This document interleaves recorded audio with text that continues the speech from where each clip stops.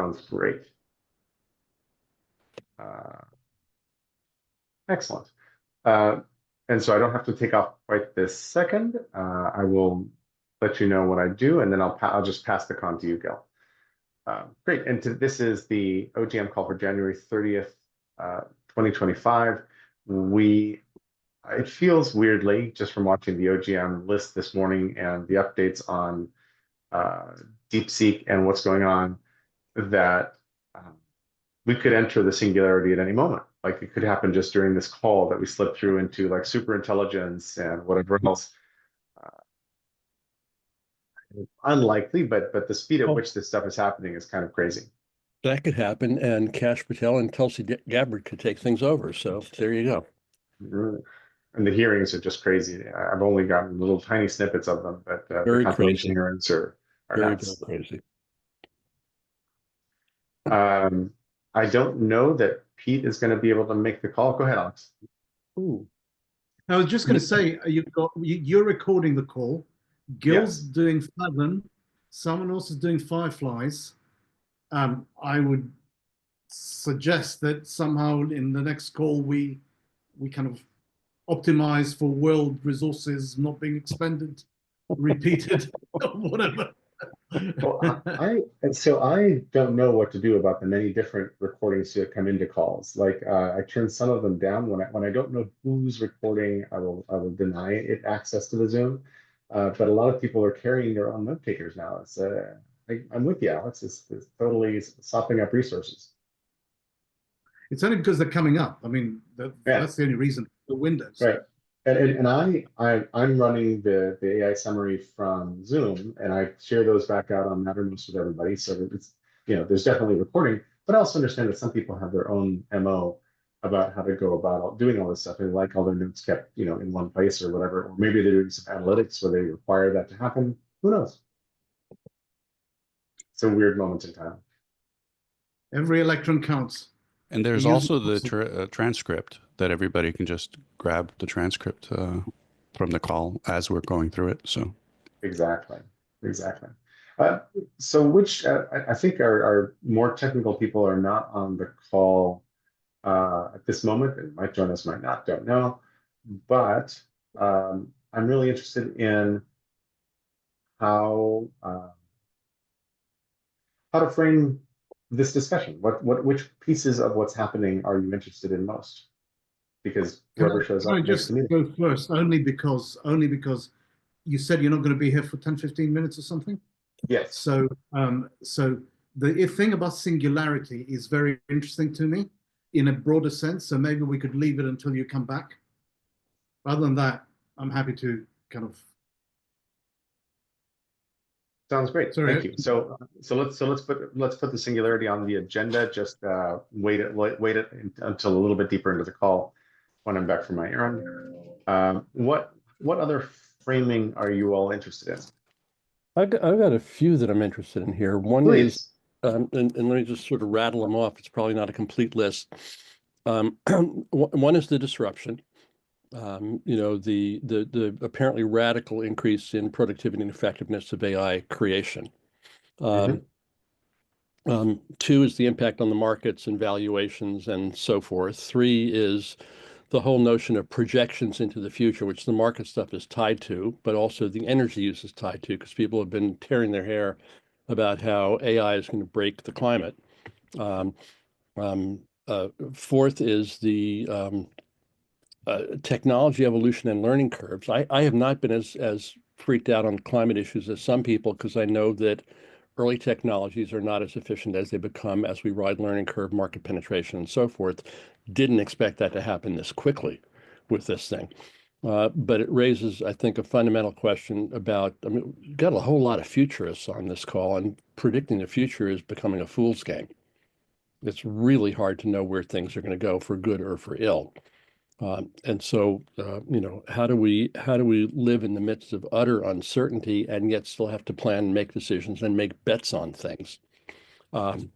So that's a few things. And then, of course, at a very practical level, what can I run on my stuff in what ways? I'm not as geeky as some of you, so I'm not following all the instructions that have been coming through. And And that relates to the question of the role of the Chinese Communist Party, et cetera, in this access to data, censorship, and so forth. That's quite the agenda. So there's a few. There's probably some others that I've missed, but those are ones I'm thinking about. But that's a very good start. Someone else speak up and tell me which of these you're most interested in, or what else you would add to the things. And also, Eric is asking about. Go ahead. This is Mike. I love that list, and it sounds like a good 5-session series. But I would really pick up on the question of how markets are responding to one project coming out of China.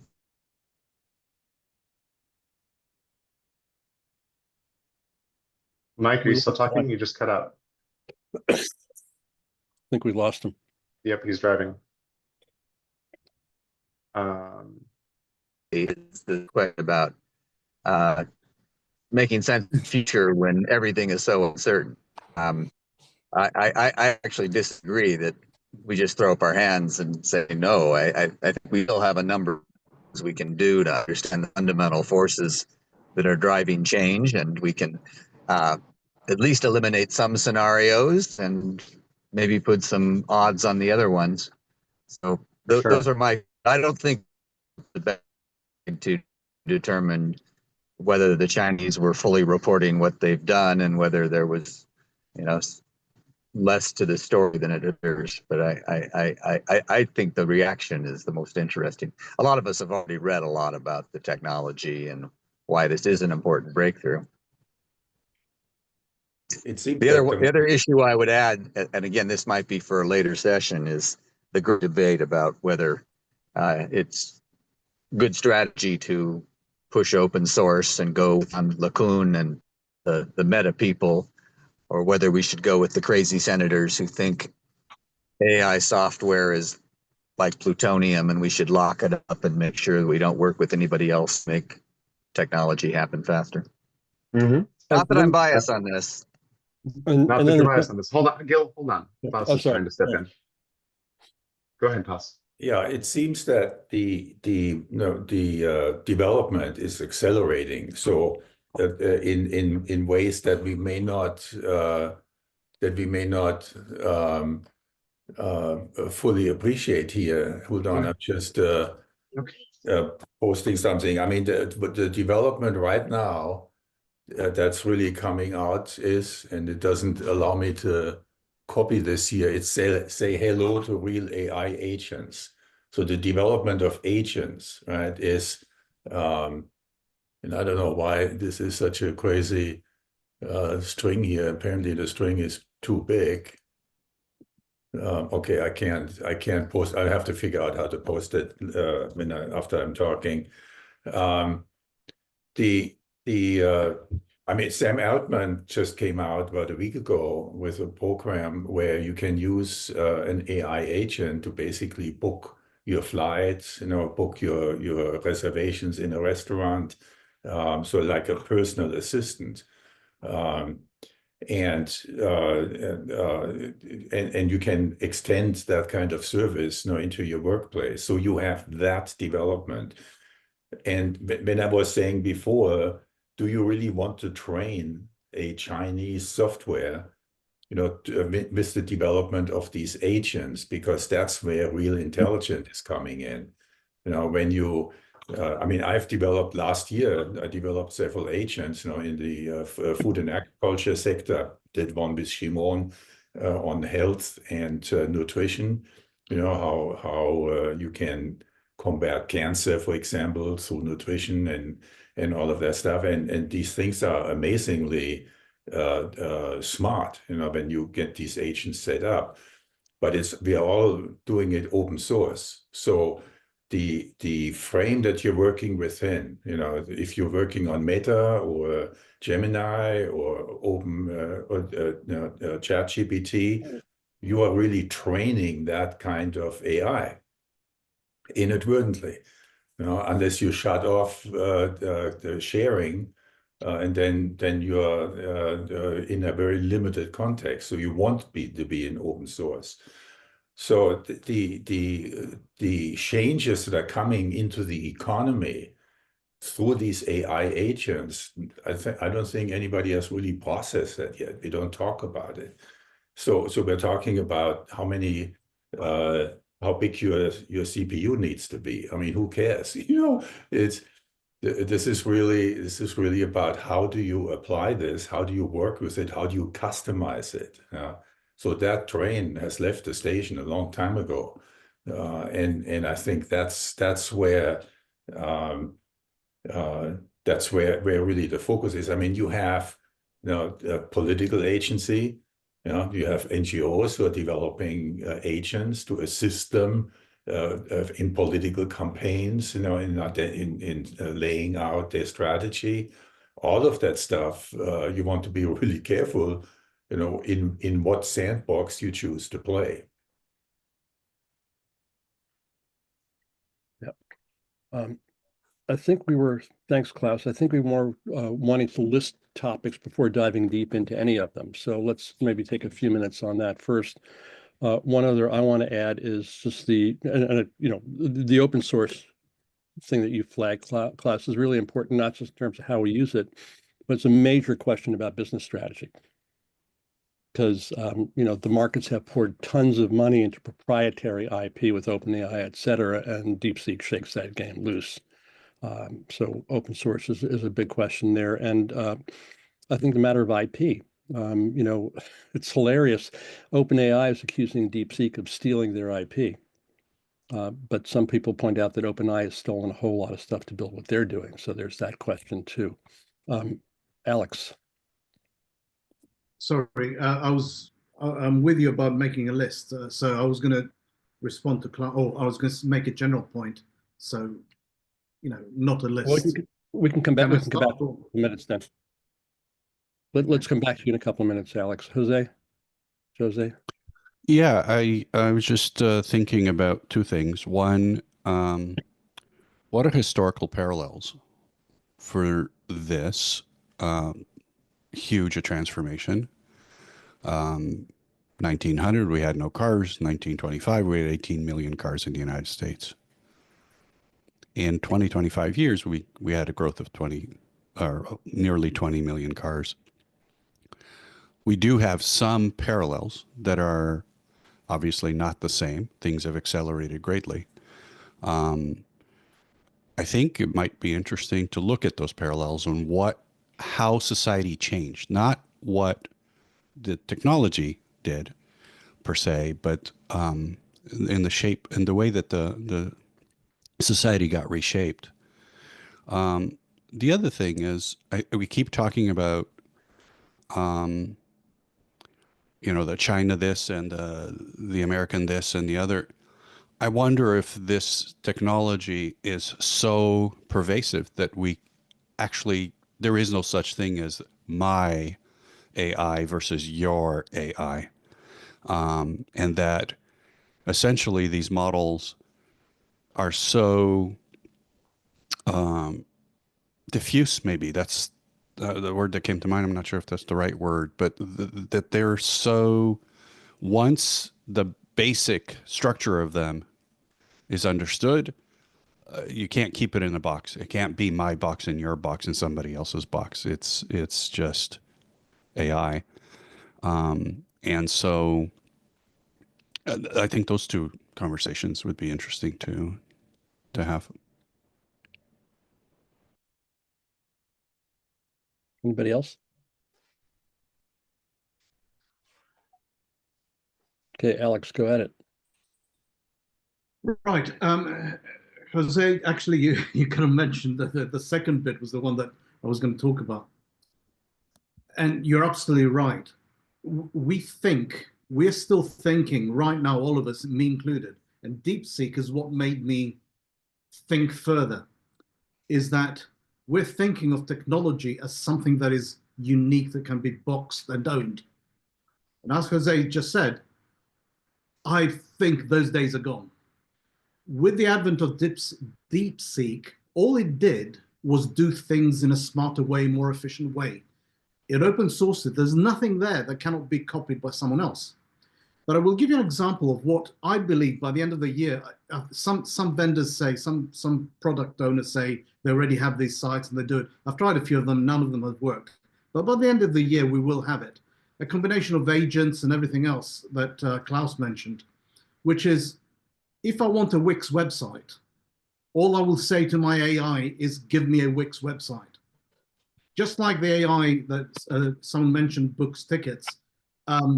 Just like that AI, it'll build the AI, it'll take Amazon resources or Azure resources or whatever, Microsoft resources, set the whole thing up in the space of a few minutes, probably half an hour. So the concept of your unique product can only be bound by IP, patents. So there's a unique idea behind it that you've patented.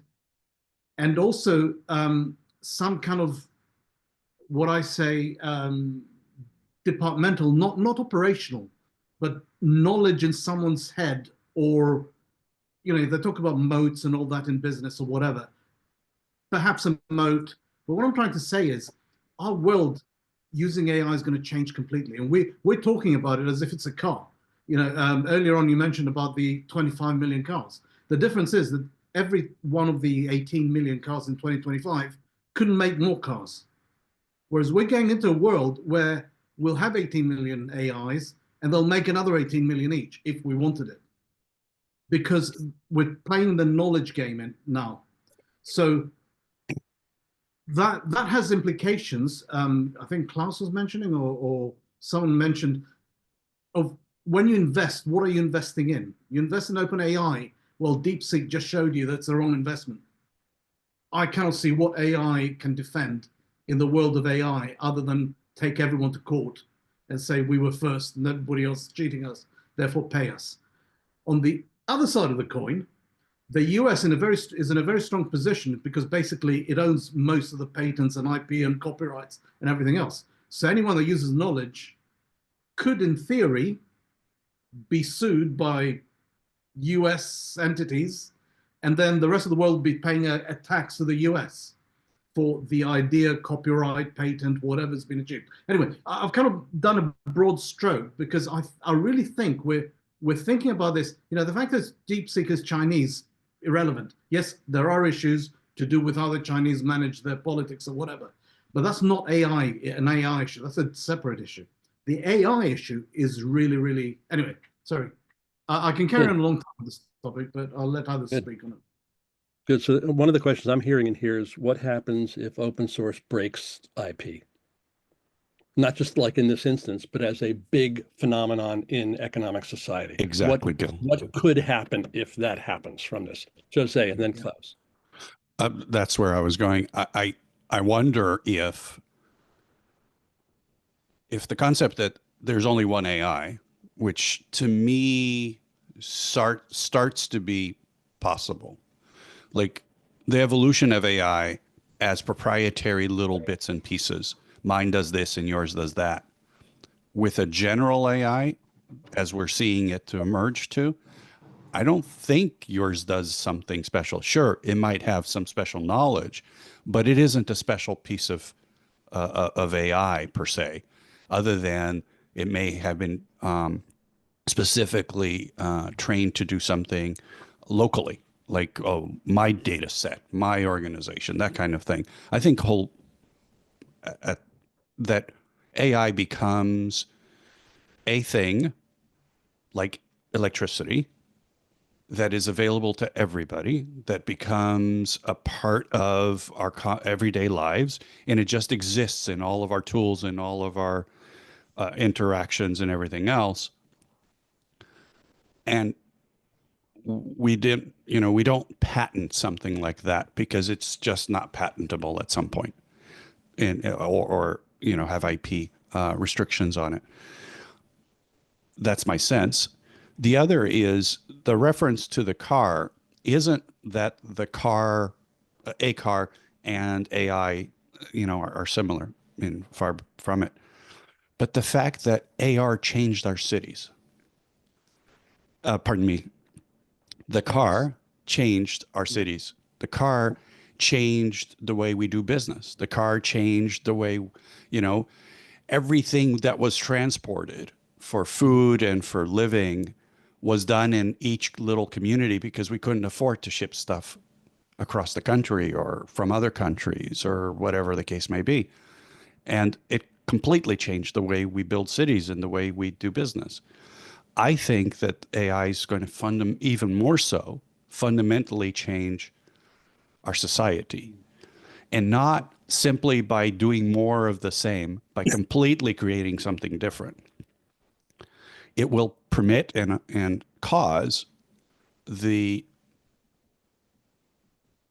I'm not even sure how, like it will create an environment that is so different than the one we have today that we won't recognize it historically. That is the conversation I think we should be having. Yep. Right.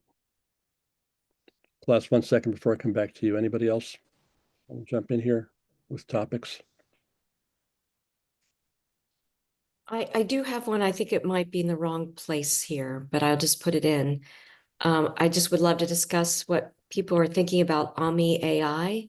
It's the new US open sourced AI startup that is backed by 13 universities, Stanford, Berkeley, Princeton, Cambridge, Waterloo, Carnegie Mellon. They just talk about how that DeepSeek is not fully open source, that they're, well, what they're talking about here really is about Llama and Meta is permissive open source and that it's not fully open sourced. And so they think that's still an issue. And that's the same with DeepSeek. So I just wanted to say that I'd love to sometime talk about that. Great, thank you. Hadn't heard about that one. So did you say Omni, O-M-N-I, AI? Eve? Yeah, I just put it in there, O-U-M-I. Yeah. Okay. All right. Klaus, thank you, Eve. Yeah, I mean, it's the same line of thinking. Alex, I think it is not quite the case that all AI is the same. You know, these individual models have distinct characters, and those characters have evolved in the way they have been trained. So OpenAI, I mean, I've been on OpenAI now for like ever since it came out. We had a training team, you know, before it even became available to everyone, and we have collectively had an input on the way we are using, you know, OpenAI in many applications. In turn, trains the AI.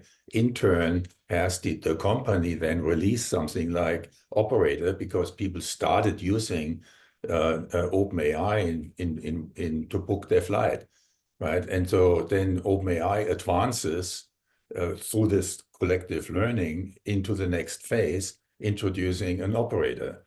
Now they just introduced a ChatGPT project, you know, which is again an advance in the way that the software is organized. So you don't underestimate the importance of this feedback that the AI systems that are out there gain by interacting with its users. Now, and so and you want to be open AI. There are some companies like Samsara, for example, is using a closed loop. On the one hand, it's protecting their data and their IP. On the other hand, it puts them at a disadvantage because the system is much, much slower learning and advancing than the world around it, right? So it's creating issues there. But the reason why I'm so focused on, for example, me wanting to stay with OpenAI, I would never touch this Chinese system to develop any kind of advanced intelligence in stuff that I'm working on and train this system. I mean, why would I do that, right? First of all, I don't know what these guys are doing with it. No, I don't know how this data is being used, and then there is a risk, right, that there is manipulation that opens up. I mean, the potential for manipulation that screws with your algorithms that you put in. Because if you truly personalize the AI to your work and to what it is that you're working on, that's basically developing a set of algorithms. It's just a different programming language than what we were used to, because programming now is done in English. So there is a whole lot more at play here than saying AI. It's not AI. It's what type of AI that's specialized to do what, right? And then who controls it? Who are the decision makers that are controlling this AI? Yeah. It's a funny thing about open source. We all want open source. We want access to everything, and we want our own stuff to be private. Yeah. Funny. Hank.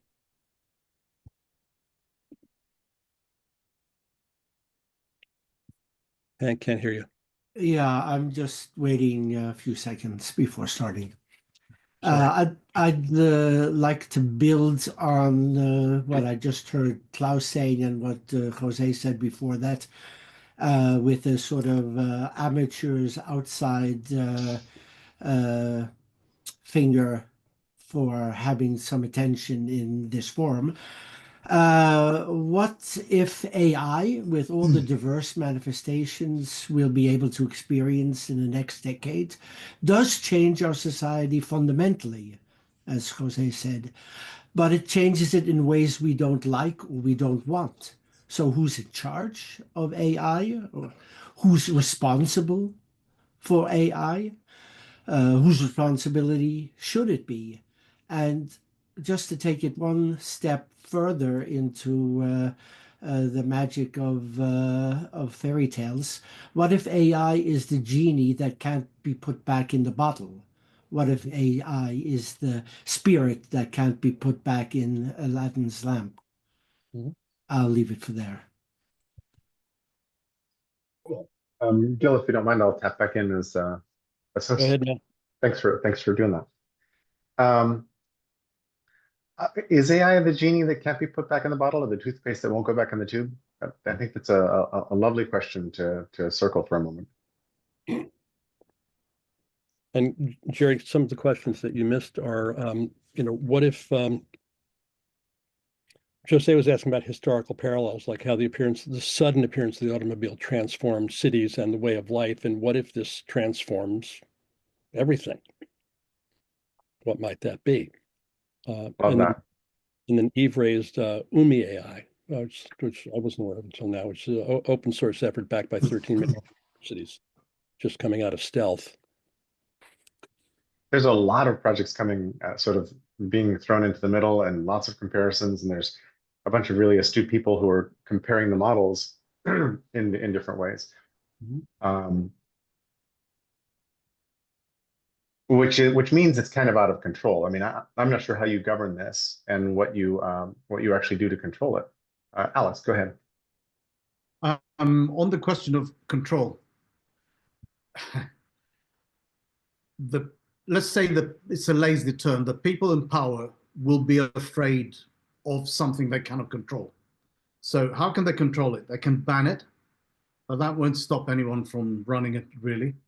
They can make it illegal, sorry, jail term if they find you using it. Personally, I don't think it can be put back. Can it be boxed in such a way that it can be kind of controlled again? I don't know. I just think that the genie's out of the bottle. It will get bigger. I'll give you an example. This is not an example of singularity or anything like that. It's just an example of, the other day I went to the supermarket and I called up my wife saying, "What do we need this or that?"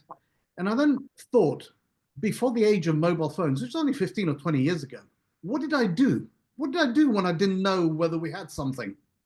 I don't remember what I did, but somehow we got on. But now I couldn't do without it. And I was just thinking, the way AI is going, literally in a year's time, I won't bother calling my wife. I'll call my fridge to tell me what is missing. I'll call and the AI will speak to me. And then I'll call I don't know, some other part of the house and say, do I have that? Actually, what's I a won't need call? my wife anymore, really. What's a call? What's a call anymore, Alex? I think what you mean is you'll be just conversing with each of these elements, however you need to, but you won't be calling your That's only fridge. You'll just be like, one. hey, what do I need to Yeah. make the recipe I thought I was going to make tonight? Exactly, and that's only step one. That's not like the distant. This is like very straightforward stuff. Just imagine when you can make anything, you can ask anything, you can. Anyway, so that's a general point I want to make. I have other points, but Oh, thanks, Alex. please. Doug.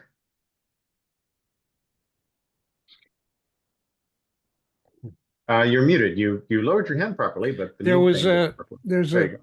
a study recently that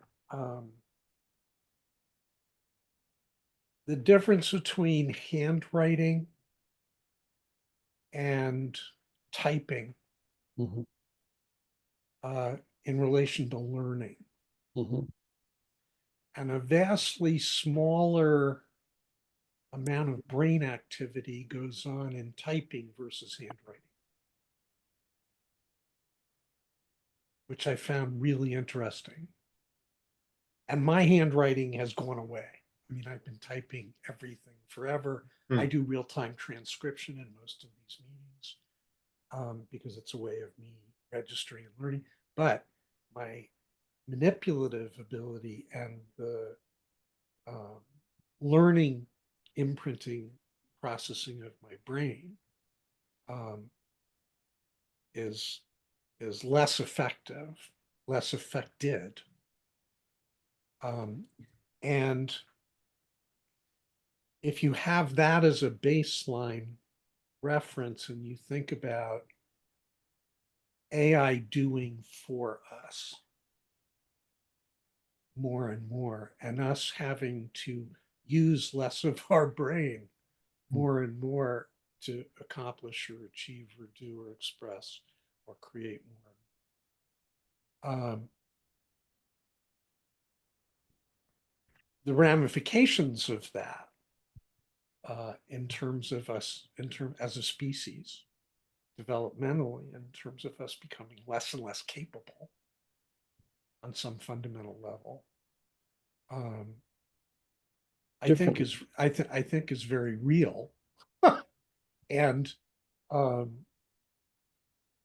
one of the things that popped up, Dave, in Dave's School of the Possible, one of the things that popped up that I think also underlies this is the concept of agency. So am I using AI, but I am the agent in charge? Or is AI directing and exercising discretion for me? Say those last words again. Is AI exercising discretion for me? Is it making choices for me? Right? So that agency piece is really sort of key. And the powers that be can't control my agency unless I relinquish it. It's like nature abhors a vacuum. So as long as I decide to make choices, as long as I'm driving my ship, I have the ability to control. I'm unclear. Yeah, I'm unclear on that, Doug. How can you say more? Because it seems like we have to accept systems as they are designed, and they are designed to do stuff with and to us that we have little agency or control and often almost no awareness over. Well, this is the thing that popped up yesterday in the possible session. If I use AI to reassert my agency such that I'm applying it to how Facebook serves me, I'm applying it to how LinkedIn feeds me, I'm applying it to what I receive, what I allow to hit my attention.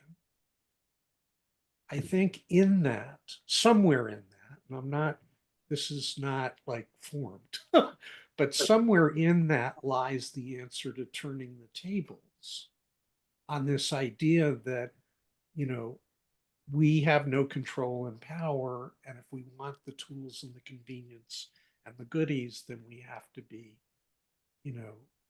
subject to. And I think there may be there may be a possible available orientation that says, if I turn these tools to filtering for me, I have the empowerment to block. I have the empowerment to stop at my interface, at my event horizon. Then they're screwed. Now, nobody's been working on that individual agent tool, like taking all this technology and applying it through that lens. But, it's the old thing about if, everybody in the world stopped eating Mars bars for 3 days, that company would be out. So I'm complete with that. Thanks, Doug. Great, interesting ideas we've got going. Jose. Doug's point about the what it does to us. I think every piece of technology has done something to us, and for the most part, if it's a relationship between us and the technology, one-on-one, I think we do well. It's when someone else is in control of that technology and uses it against us that we don't do so well. So that I think speaks to what Doug's point is. The web's great. Facebook, TikTok, not so great, right? When it's used against us rather than for us. But back to the car analogy, because to speak a little bit about what I think might happen with AI, and I know some people said AI is unique and different, and there's this AI and that AI and all of that stuff. I think that's true today. The turn of the century, there was a whole bunch of different car ideas. There were some electric cars in the late 1800s. There were cars that were made out of different fuels that weren't gasoline. There was, every kind of car you've ever imagined. Cars that were like the shape of bikes, cars that were like the shape of trains. There were by the 20s, the late 20s, every car kind of looked the same. And ever since, they've been becoming more and more and more the same. Essentially the same fuel. Obviously, now we've got electric cars. That's a new thing, but the same fuel systems, the same fuel injection, the same braking systems. Their bodies have become more and more consistent over time. I think that's what we see historically, is that technologies become more consistent rather than more disparate. And I can't see, and the speed at which AI is happening, I can't see it being long before we end up with an AI rather than an AI that's available to everybody, rather than this group's AI and that other group's AI. I'm not a futurist, but looking historically, we've got electricity here in the United States, 120 volt. Most of the world, 220, 240, whatever. It's consistent. It's not like, oh, I've got my voltage here in my home and you've got your voltage in your home and that other company has another voltage. This is what happens. We get down to some standard that works for everybody and that's interoperable. So,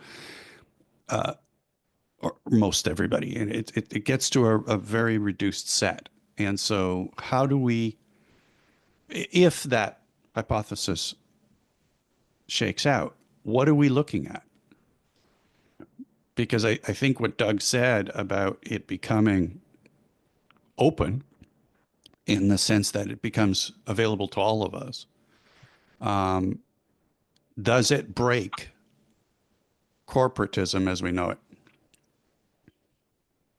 Does it have the potential to break corporations? No.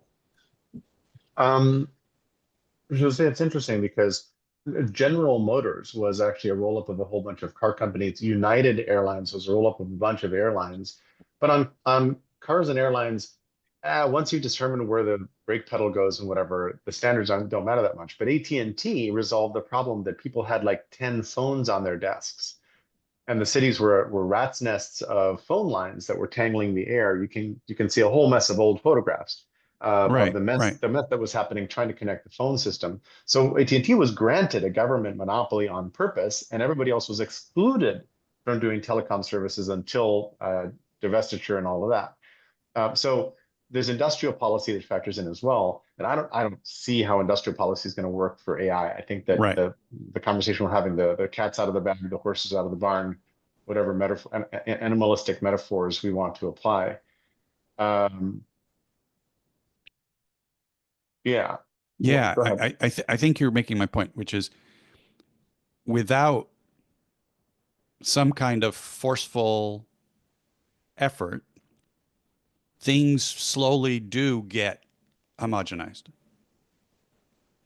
The wiry thing all over the place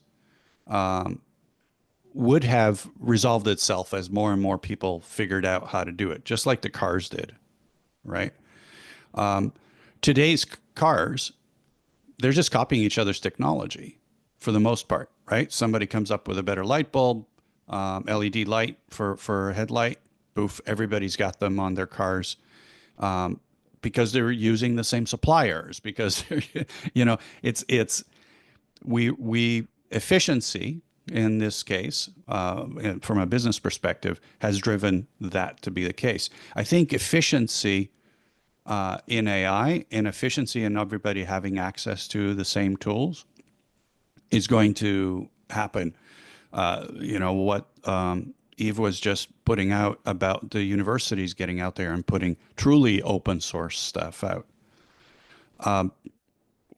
We can't keep this. AI is not going to stay inside a corporate shell. I can't see it.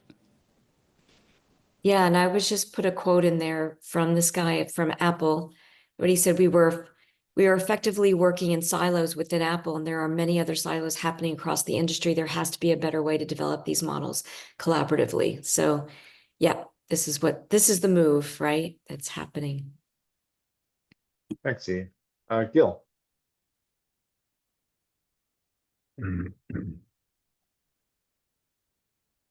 This is such a rich conversation. It's hard to know which way to go.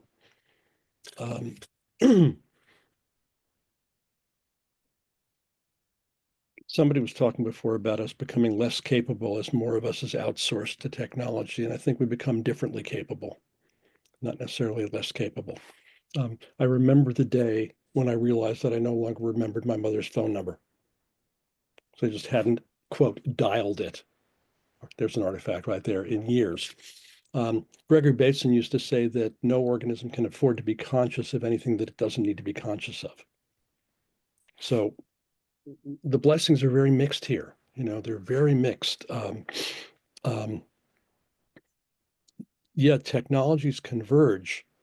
They converge for reasons of efficiency and effectiveness. And Jerry pointed out, fundamental aerodynamics shapes how we design things that move through the air because of the physics of that.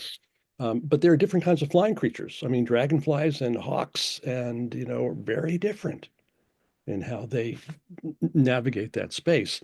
Anyhow, technology converges for functional reasons, for reasons of efficiency, for reasons of interoperability. I want to know that the screw made here and the screw made there are going to both fit into the same kind of nut the same way and be able to count on that, International Standards Organization, and so forth. And they converge for reasons of control and power and economic concentration. But they converge until they don't. And they resist the breakage for good and bad reasons. It's like shock absorbers in a vehicle. But sometimes they break. legally, technically, revolutionary technical innovation. We may be seeing that kind of moment now. I remember, was it Kevin Kelly who talked about fast, cheap, and out of control? Mm-hmm. There you go.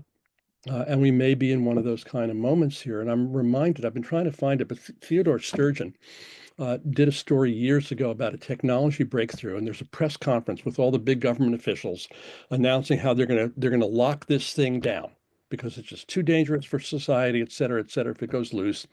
And one of the news cameramen, this is in the days of big cameras on podiums, and one of the cameramen steps out from outside the camera and says, "Guess what? You can't do that because I know how to do this and I've already built it, and it's unstoppable." And what happens when you get into a moment of an unstoppable technology? Maybe not Ice 9, but something that whose proliferation is impossible to stop. I'm intrigued by the one, Jose said, what if there's only one AI? Which echoes for me conversation I'm having in other groups where, we live in a cultural frame that, well, people say it here, like, I have thoughts in my head. Well, no, you don't. We think our mind is in our brain. Well, it's not. Our mind is in our body, in the entirety of the neurochemical, biological, endocrine system that we function in which the brain is an important part, but not the only part of it. Others would say, no, the mind's not in the body. The mind is in the conversation between us. It's emergent together in this conversation. It's not that I'm thinking thoughts, but we are thinking thoughts together. And where's the boundary? And back to Bateson again, who would say, no, mind is in nature. It's all one mind. We have an instantiation or an aspect or an entry into it. Anyhow, that echoed for me in the question of, what if there's only one AI?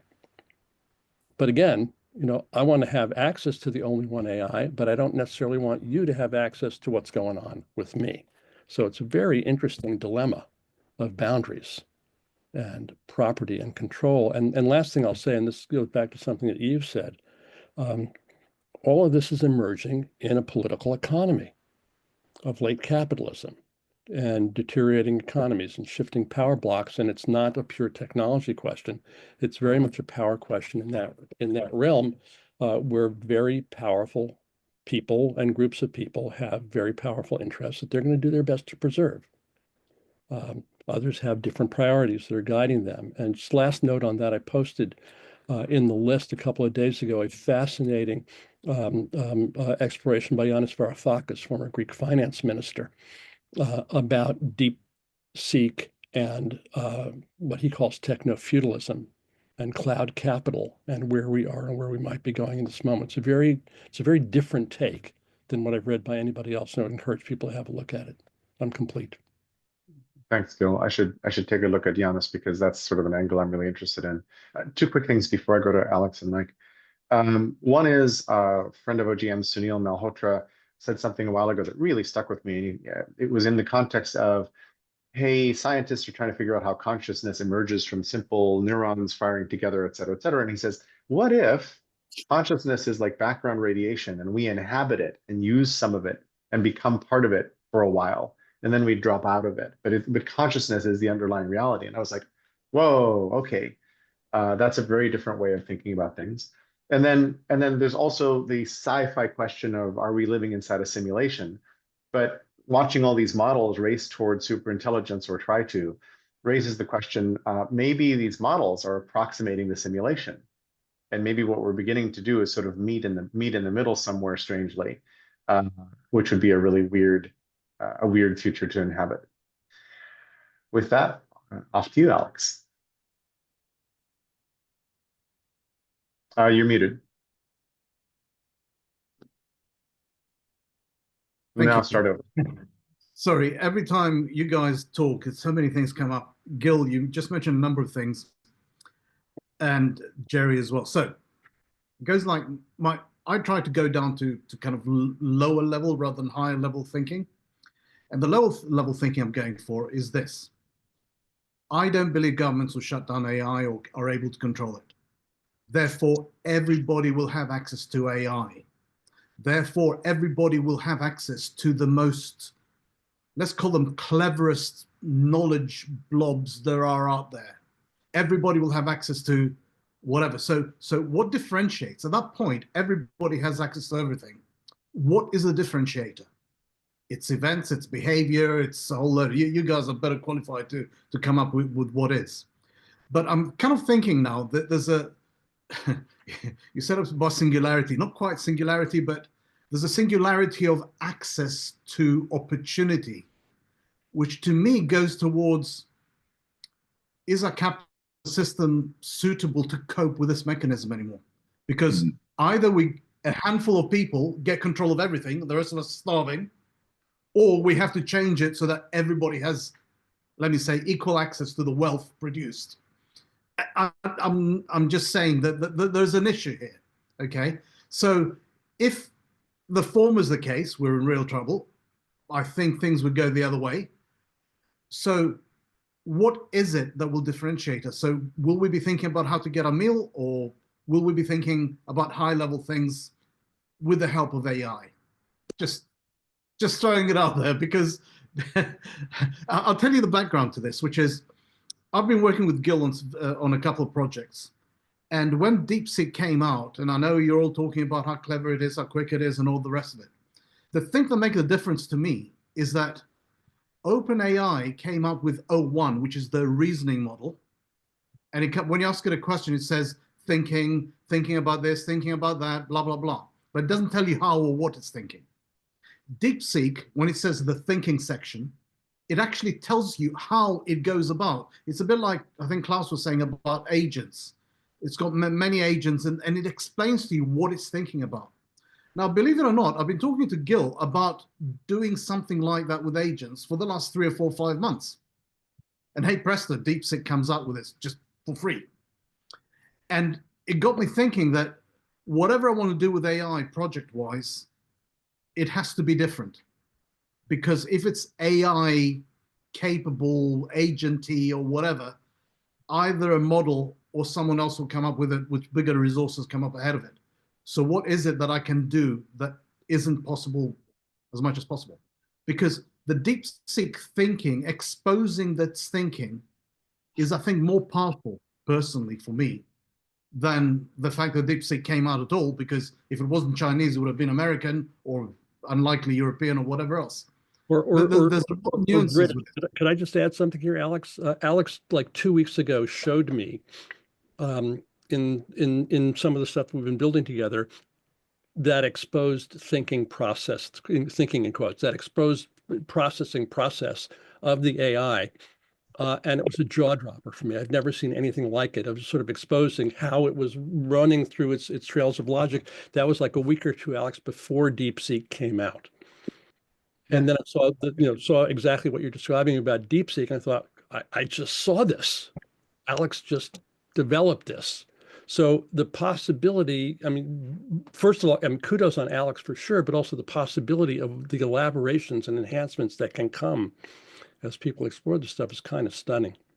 Alex, sorry to interrupt. I just wanted to give you props. That's fine. Thank you. I've finished. I think I've spoken too long, actually. But thank you. That's right, Alex. This is great stuff.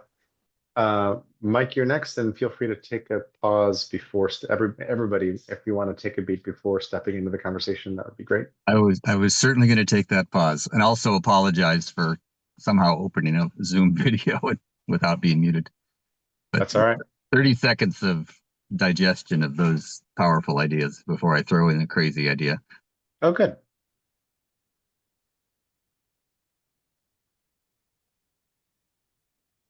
Let me throw in another technology or two that we might need to think about, and that is blockchain and crypto.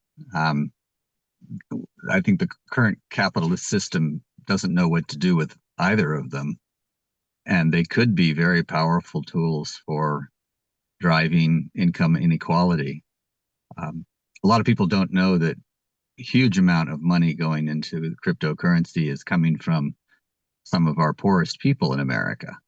It's like they're one big investment, and every one of these people knows somebody who's won the lottery ticket, somebody who started mining Bitcoin early on and swears by this new transformative technology.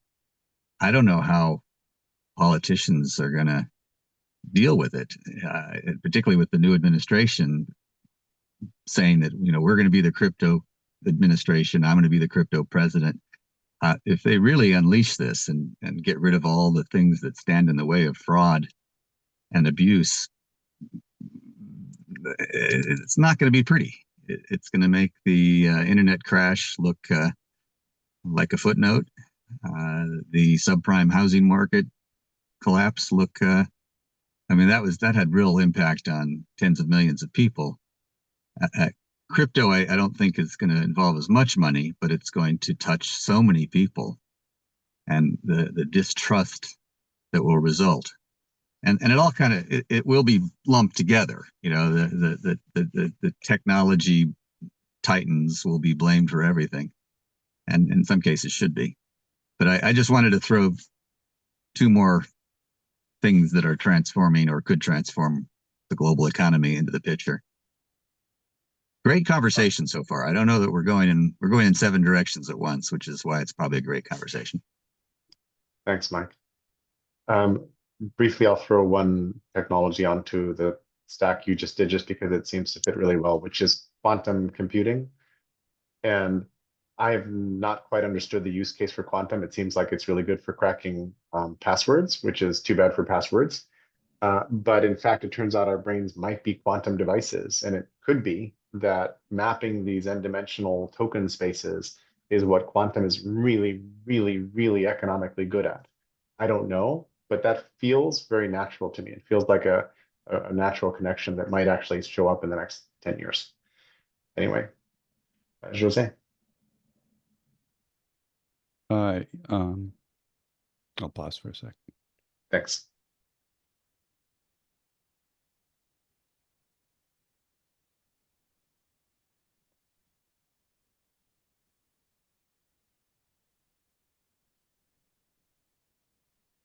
I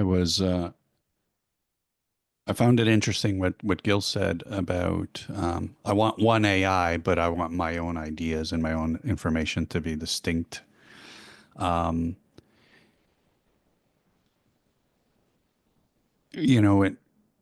a tribe would go hunting, the hunters and the gatherers would go together, and they'd come back and they'd all eat together. We've become so isolated in our competitive environment that our work has to be IP protected, and our corporations have to be IP protected, and everything we do isn't to help life itself. Everything we do is to make money. And I think Jerry said, is this sort of the end of capitalism? Because this might not support capitalism as we know it. I wonder if it's the end of currency as we know it. I wonder if it's the end of how we've been making sense of value in our societies. Because if I can have an AI or a robot that can do just anything, physical, manual thinking, what's the value? What is the value? I don't have to a human being's limit of 8 hours to do those things. I've got 24/7. They can harvest at night. They can harvest in the rain. They can harvest whenever they want. It's all sort of ready to go. So it seems to me like our fundamentals of our society is what's fundamentally going to change. It isn't just how is the U.S. going to compete against China, or how is this corporation going to succeed versus the other corporation. I think we're fundamentally going to be changing the parameters by which society works. Just maybe an interesting side note to how you started about when hunters came back. In some cultures, like among the Bushmen of Africa, there's a practice called insulting the meat. I think there's a really interesting story here about capitalism. And you don't want your best hunter to get a fat head and to start thinking he should just be king or head of the tribe instead of everybody else. So when you sit down to eat, you're like, this is the scrawniest antelope I've ever seen. Good God, couldn't you come back with something better? You basically make sure you deflate the person who actually is feeding the whole tribe. And it's an honor to be deflated that way, because you know you're the one who brought back the elk or the antelope or whatever. But here we just have captains of industry who are busy building these gigantic models, and we have Sam Altman saying, "Oh, it's like a $7 trillion estimate for actually building this AI." And it's like, yeah, no, that's not it. And all of a sudden we have a moment where China says, hey, you've been holding my beer for a while, but you can actually be way more efficient about this and cut through, cut a lot of corners without losing a lot of capacity, et cetera, et cetera. And here's how, oh, and by the way, it's open source. So acting completely out of character, as far as I'm concerned, for a stereotypical CCP, Chinese Communist Party, should be doing something entirely different from that. But I don't know, that seems like a good play to me. But we don't have a dynamic here where the purveyors of these things get taken down a notch or three. Instead, we have a dynamic where they appear. A friend of mine this morning sent me a note that said, oh, I'm having a dark insight, which is that it looks like the systems that are going to power the world are all going to be owned by really creepy or dangerous people.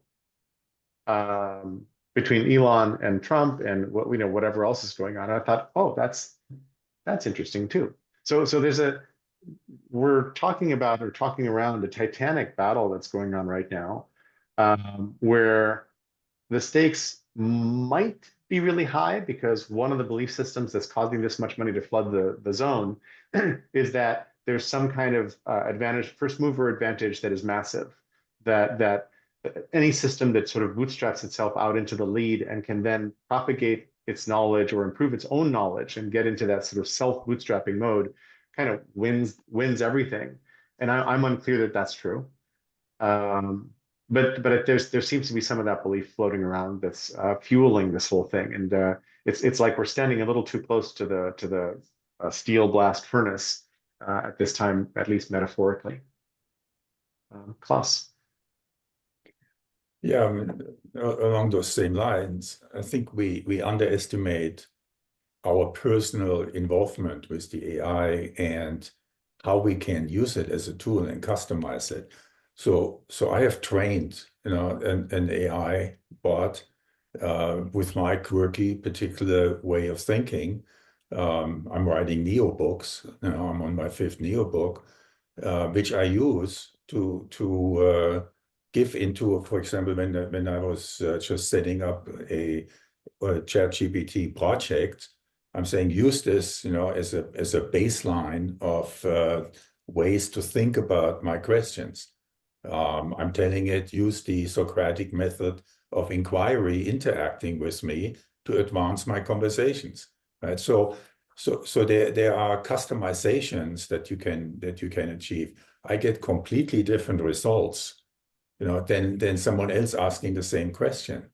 So I'm on this project with Shimon, where we are dissecting Farm Bill 2025, and the intention is, to be sort of in an advisory function to NGOs, to community groups, and so on. And here's Shimon, who is a neuroscientist, developing a set of ideas on how to structure this. I'm doing the same thing, and it completely changed the text and the wording, because I gave the instruction to address this to a worldview blue, from Spiral Dynamics, and it translated the language into a far more simplistic way, right? It took, because the output needs to be balanced based on the cognitive and educational reality of your target group.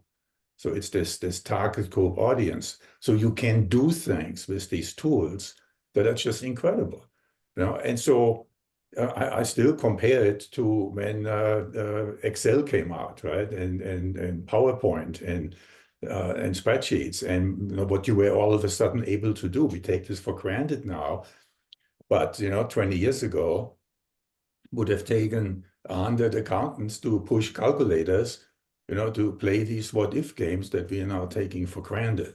And so this is the same thing. So there is this customization that we have to learn individually as an operator.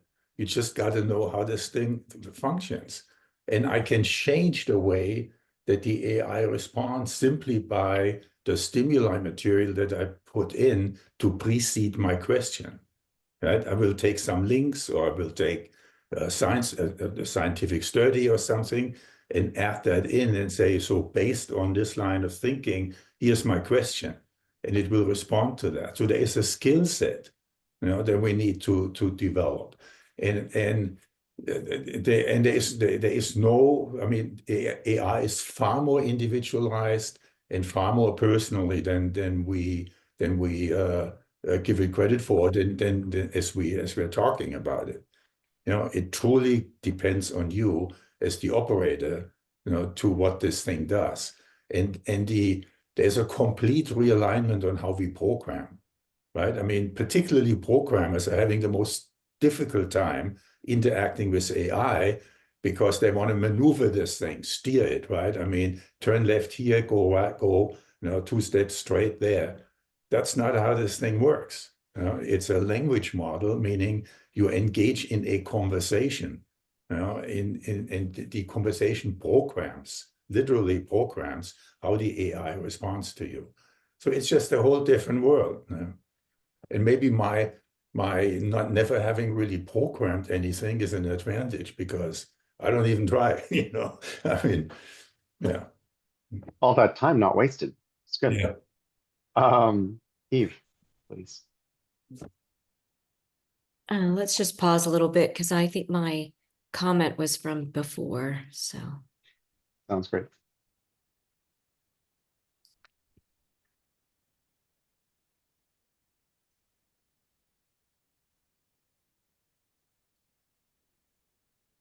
So in the worlds that I'm sitting in, I'm going to try to distill this observation that with acceleration and so much change, which creates such uncertainty, I'm just looking at the human nature, the human species, because we are animals, is being stretched in this time and wanting to cling to the known, I would say. But anyway, there's this schizophrenic thing happening where you can see today in our politics, you can see where we're going to the lowest common denominator, right? The ego, greed, fear, disinformation. While on the other side, we are innovating in other areas using our intelligence, facts, science at the very same time. And I just bring that up because I spend my time in what AI is doing to healthcare, and it's incredible. And then I read the news on what's going on in our politics, and I just can't square it. But anyway, just a thought. Thanks, Eve. Anyone have any comments about that? Thoughts about it? Yeah, I was going to chime in, and I'm curious if anyone else wants to as well. I don't know about the dichotomy of, on the one hand, it's evil underhanded, and on the other side, it's clarity and science. I think it's really more mixed up than that in some way. I think that, in fact, I unsubscribed from a Substack this morning because the writer basically said the far right is evil, everything they're doing is illegal, we were doing great, et cetera, et cetera. And I'm like, I am learning nothing new here. I need progressive people who are going to rethink how we approach problems together as humans. And there have been times like romanticism is, I think, a reaction against science that makes huge strides before romanticism. And everybody's like, yeah, screw this facts and science thing. Let's go look at how beautiful the mountains are, and let's remember how wonderful our people were and be more nationalistic, and let's run a couple wars around that.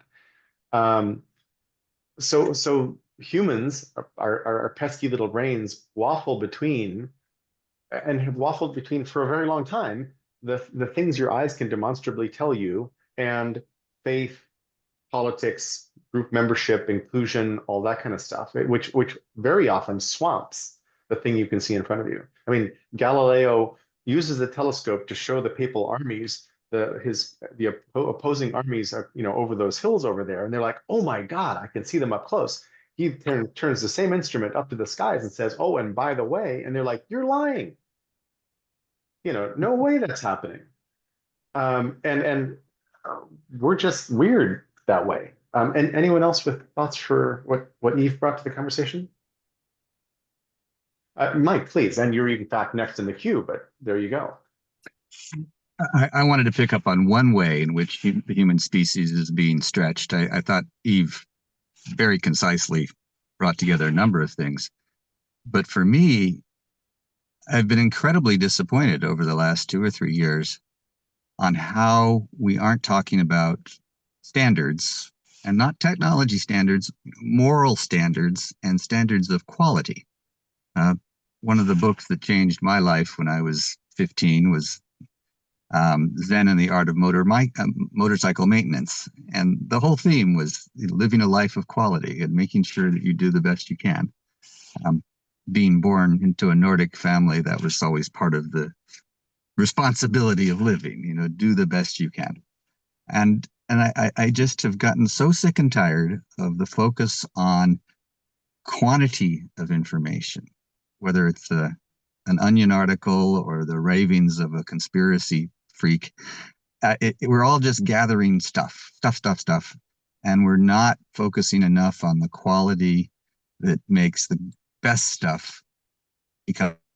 And the whole premise of the open global mind is that we're going to have the smart people, high quality people connected to this filtered set of highest quality data.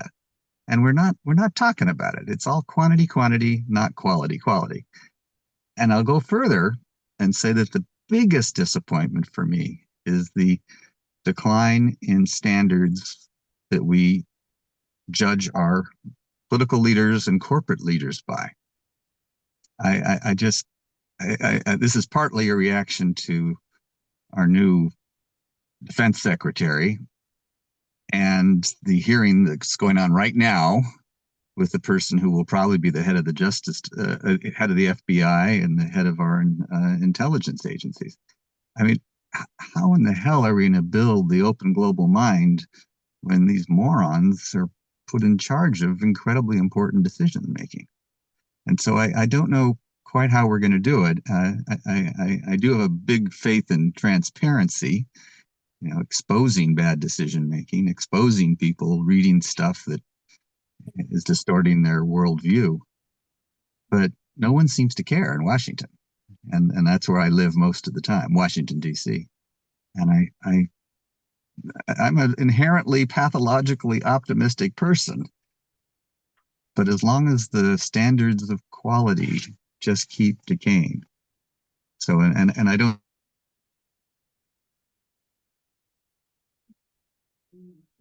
Mike, you just broke up on us. You're not in motion, but we just lost what you were saying the last couple sentences. The current AI systems. Now you're back. Being developed in a way that will give us higher quality training sets. That's about 5 different ideas all smeared together rather ineloquently. But thanks again, Eve, for challenging us to find ways to stretch our species. Thanks, Mike. Eve, did you want to comment back? No. I love all the comments. This is great. Thank you.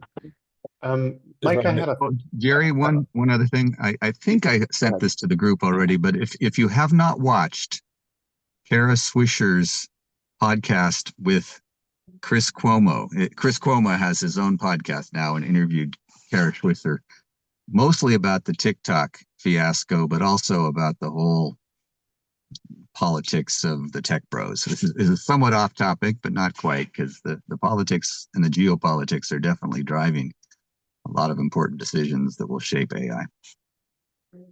Thank you. Klaus, go ahead, and then I'd like to slip in real quick, and then we'll go back to you. Go ahead, Klaus. Yeah, if just an example, I have 4 little granddaughters, and I just gave them Amazon tablets with Khan Migo on it, the Khan Academy training tool. The Khan Migo is the AI bot that they have that they're training up to individually interact with a child to assist this child to learn. And the way it's done is just really, it doesn't give it answers, it leads the child to answers, right? That is a revolution in education, in the way that children's minds are just exploding, right? I mean, these kids are, my oldest grandchild is 7 years old, and she's really taking to it. She's in 1st grade. It's amazing, how her interests are already so wide and so far. So there is a lot of good stuff, that we can see emerge, and the transformation of the educational system, for example, is possible, right? I mean, not necessarily by abolishing the Department of Education, but by reforming it and inserting this kind of technology to assist, across the economic spectrum, the socioeconomic spectrum. Thanks, Klaus. I want to go back to one thing Mike said for a second, which was the decline of standards by which we judge our leaders, which I typed into the chat. And I'm sort of back and forth on this, but I think what's shifted isn't let's just lower the standards and let anybody slip through. I think the measures of success have shifted, meaning the far right figured out, hey, we really want a lot of stuff passed in the far right agenda. And I will say that Trump already to date has been the biggest boon to pro-lifers that any Republican has been in the last 100 years. Absolutely. Owning the Supreme Court, dropping Roe v. Wade, all that kind of stuff. They have made so much progress. And I don't know that it's about lowering standards. I think it's about shifting goals or shifting what they're willing to do or accept in order to achieve goals. I think it's very strategic. And I think putting pliable people in charge of major departments of the government is a piece of this strategy. They want people who will just do because they're underqualified or whatever, will do the thing they're told to go do without too many moral qualms. But that's strategy.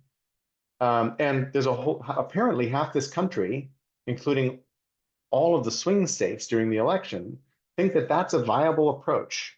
And I don't think they all agree with everything I just said, but I don't think what's just happened to us is a bunch of morons just got in charge of the joystick of the country, and they're all evil and immoral, and we're just going to hell in a handbasket. I think that there's been a huge shift in what people think works. And there was a lack of responsiveness on the left for fixing what wasn't working at all. And everybody knew that lots of stuff wasn't working. Just that there was like this open secret that system after system after system was pretty broken, and not enough people were paying attention to doing something dramatic to shift them. Anyway, sorry for the long screed. Rick and Doug, you've been very patient. Eve, if you want to take your hand down, you're still sort of in the queue. And also, Mike, thanks for putting the podcast in our chat. So off to Rick. Thank you. Fascinating discussion. And Eve, I work in healthcare. I sent you a link. I'm happy to connect with you. I've been thinking about the concept of equity meta-governance for a long time. I've had a long-standing interest in that linked article that will go and perhaps address some of the questions you raised by what you just said. I want to follow up on something what Mike was talking about, and that we have such a phenomenal amount of content out there. What we lack is the process skills to curate, to enable the best to rise to the top. And the reason why I've delayed saying anything is because I was actually just using this conversation to compose a question about how do the 4 major AI tools assess the impact of DeepSeek. And I've been working for about 45 minutes, and I'll put a link in there, and it just has a question with the AI outputs, comparing them to this one question, comparing DeepSeek, Perplexity, Claude, and ChatGPT 4o. And the amount of information there that I was able to generate in this short period of time was just, it was a fire hydrant, unbelievable. But on the other hand, what needs to happen is that we need to be able to create this so that, if open global mindset is going to become a wisdom circle, so to speak, it has to be able to co-create superstructures that enable the cultivation of the ethical use of AI, politics, yada yada. And of course, we're, politically, we're obviously going in the wrong direction. And the only benefit of going badly in the wrong direction, which I sorely hope we do, which is not a nice thing to say, is that it might wake up people and say, things are much more messed up than we realized. And people are just completely unaware of how screwed up things are. So I've been playing, just as a brief sideline, a couple of nights ago, I got back into songwriting. And because I was just thinking, how can I use this, this emotional reactions to what's going on in a useful way, and started posing some rather evocative songs with a few profanities thrown in for good measure. Because you do have to live with our emotional reactions, but channel them in such a way that you can use them constructively. So anyway, I'll put a link in to a LinkedIn article they just put in. I still have some more work to do, but I wanted to put it in there so people can go and look at the work I've been doing and see. I mean, there's probably, I bet you there's probably 300 references there. And, how do you create the best of that and distill it in a way, and even this conversation in a way that we can actually address some of the wicked problems that people have been alluding to. So, I feel as though I've taken the burden off my chest, because I've been working away at this, and hopefully it may have some value to some people who have the time to look at it. Thanks, Rick. Doug.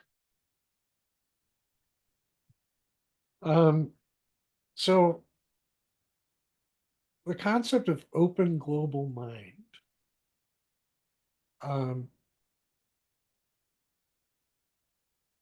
judgment really, really, really is a problem.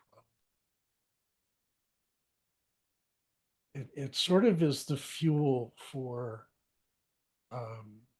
separation and disconnection. It's the fuel for projection and polarizing everything.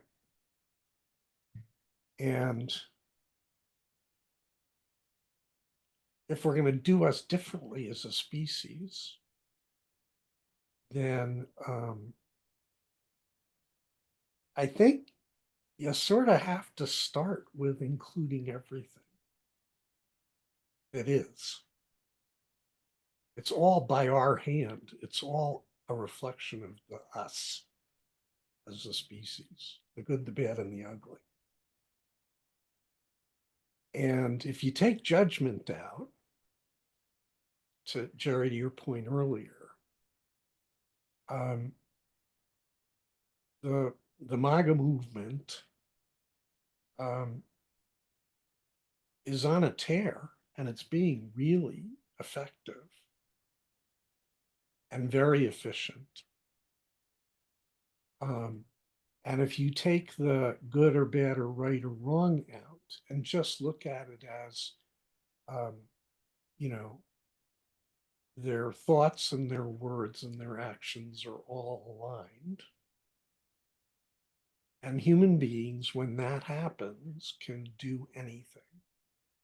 And that can be as horrendous as the extermination of 6 million people. And that can be as incredible as putting somebody on. And the full spectrum is always there all the time. And each individual, at least in my cosmology, each individual has unlimited potential. to become Mother Teresa, or to become Hitler, or to become Trump, or to become, whatever, and to influence and affect and steer the world. So the question, I think all of the rabbit holes around data and information and curation and technology and look, Ma, what we can do, is a diversion from what's needed and how do I individually apply my attention and energy as a generative potential, and then extrapolate that times 8 billion. And I think it becomes a much more vital and interesting puzzle at that point. What am I realizing my maximum contributive generative potential on a daily basis? And it's in the choices I'm making. And none of that is to say that letting judgment go doesn't mean in choosing that there isn't a value dimension to what I choose to apply my attention, what my end state or result or desired goal is to change and make things better. So that's sort of at the center of Open Global Mind for me. I'm complete. Thank you for that a lot. That's a lovely meditation. We don't have Ken on the call today, so nobody's been looking for a poem as we were going along. Gil has something, however. I'm looking for a poem. I need 2 minutes. Oh, good. Sounds great. Thank you. But that was very poetic and right on where we're going and where I want OGM to aim more. So thank you for calling us in that way.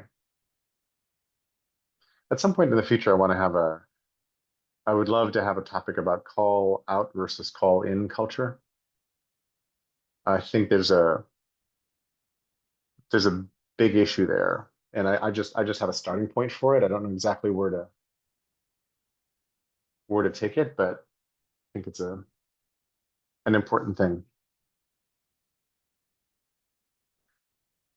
Anybody with last thoughts on this call or thoughts about the process or how to frame this going forward?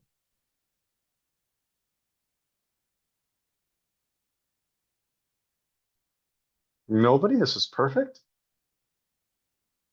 Wow. It was something. Gil, the floor is yours if you'd like. Hold on, Gil. Let's go to Rick first, then you. That way you can finish your oatmeal or muesli or. I'll be very brief. I think this has been a beautifully divergent conversation. The thing is that where does it go from here? What's the iterative process? Where do we converge? And I think it speaks to what Mike was alluding to is, well, how do we curate something out of this that's of value beyond this group of people? If it's truly an open global mind, then, how does it create ripple effects? So that's my question. Thanks, Rick. And I think that whoever of us posts or writes about this call and these topics, we can point back to those. I don't know that we get to a unified point of view, but I think we get to a distributed or a collective point of view that's interesting and useful, but we need to do more of that. So thank you for that. Yeah, convergence doesn't mean uniformity. It just means that we're less divergent. That's all. Contextual relativism, that's what it is. More woven. Go ahead, Gil. I think where we go from here is meet again next week. That is how we work. Yeah. And this is actually This is one of the very few Open Global Mind sessions where I feel moved to write something about it in public, which I will do probably with an assist. And in fact, this morning's poem is with an assist. This is a collaboration of you all and me and Claude. And I asked, the prompt was, I said, craft a poem. What did I say? Hold on a second. The prompt was, write a brief, beautiful, evocative, not trite poem based on this transcript. And I pasted in the transcript right after Doug finished speaking. So shall I read it? Please. Or can it, I wonder if it can speak it. Can it speak it? Does Claude speak? No. It's called The Unbottling. Hang on a second here. And I have not previewed this, so I don't know if I like it or not, but here you go. Like mist through fingers, like thoughts between minds, the genie slips past our carefully drawn lines. Not in bottles or boxes, not in patents or in codes, but flowing like consciousness down unexpected roads. I forgot to tell it not to try to rhyme hard. Sorry. Homage to Stewart.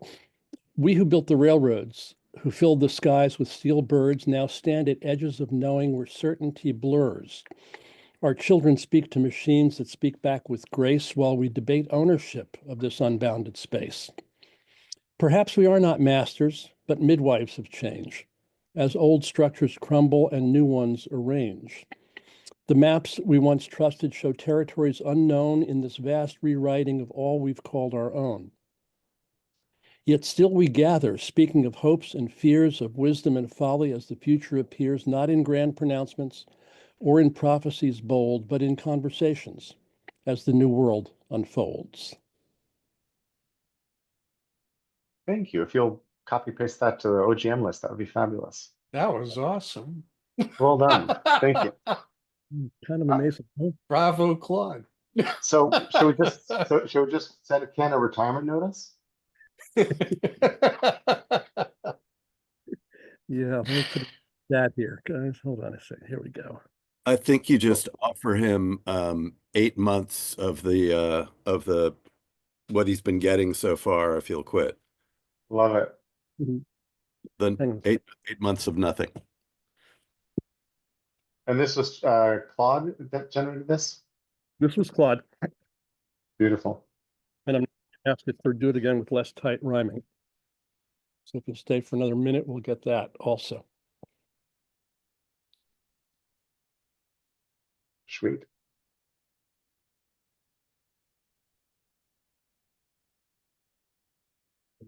Okay, is it done? It's done. Here you go. Here you go. Here's the next version. Too long. It's a little bit, it's 84 characters too long. Let me split it.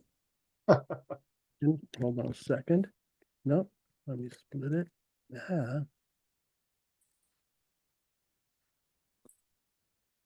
While you're doing that, if you send me the script, I could also turn it into a song as well. I know you're not, maybe some people don't like AI music, but actually it's getting better and better.